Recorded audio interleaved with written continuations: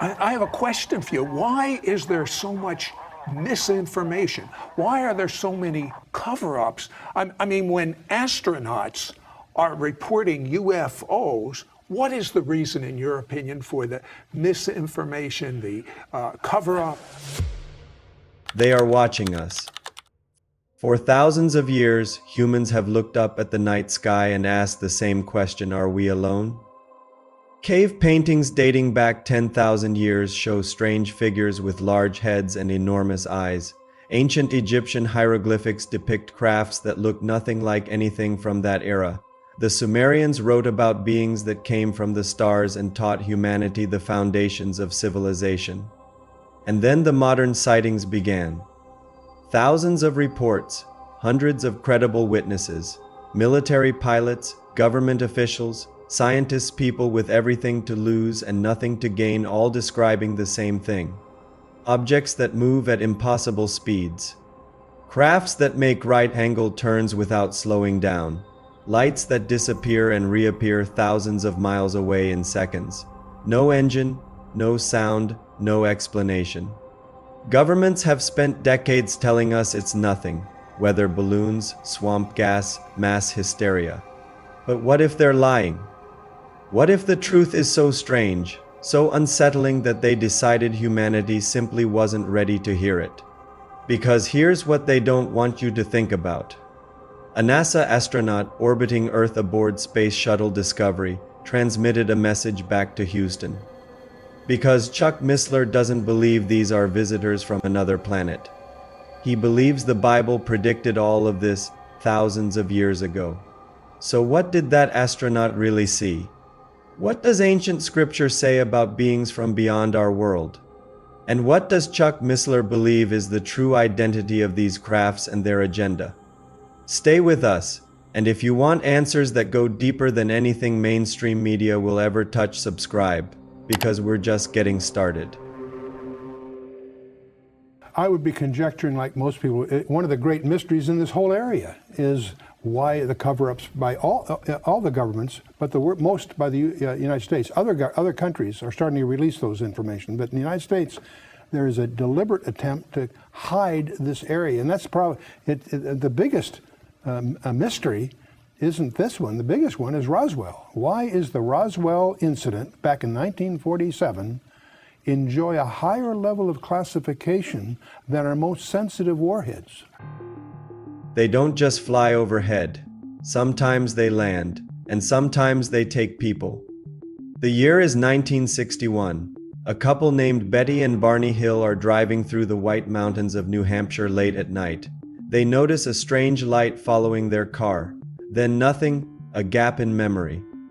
They arrive home 2 hours later than they should have, with no explanation, under hypnosis. Both independently describe the same experience, being taken aboard a craft, examined by beings with large eyes and gray skin. Dr. John Mack, head of psychiatry at Harvard Medical School, spent years interviewing people who claimed to have been abducted. What he found disturbed him deeply, not because the stories were crazy, but because they were too consistent. Chuck Missler, after 30 years inside America's most classified defense programs, looked at all of this and reached a conclusion that shocked his colleagues. These are not extraterrestrials traveling from distant star systems.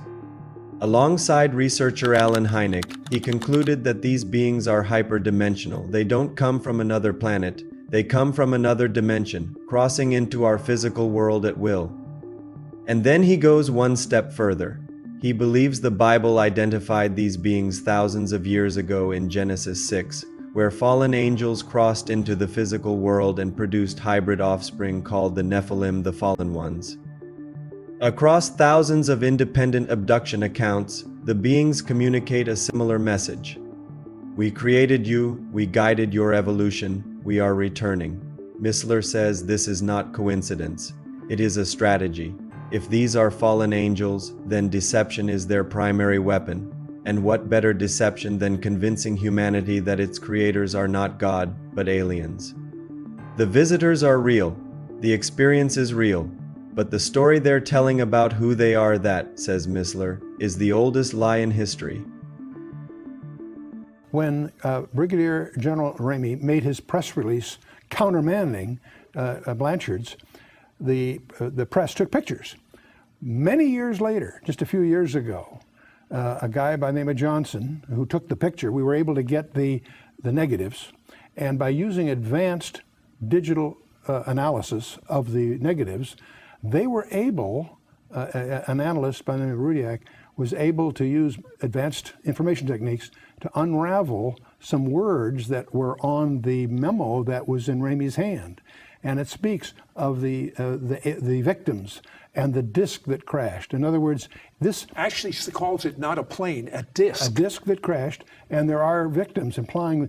See, the stories have always said there were 4 bodies, 3 were dead, 1 was still alive. That was the unconfirmed rumors that we heard. In July 1947, something crashed in the desert outside Roswell, New Mexico. Within hours, Colonel William Blanchard issued an official press release stating that a flying disc had been recovered. Then, within hours, everything changed. A brigadier general 400 miles away replaced the statement with a simpler explanation. It was a weather balloon. The files were sealed, and they have stayed sealed ever since. What makes Roswell extraordinary is not the crash itself, but the classification levels surrounding it. Chuck Missler points out something that should stop everyone cold. The Roswell incident carries a higher security classification than America's most sensitive nuclear warheads. 2 sitting presidents attempted to access those files and were denied, for members of Congress tried and failed. The cover-up did not stop at Roswell. Military pilots who reported encounters were threatened with court-martial. Civilians who came forward were dismissed as mentally unstable.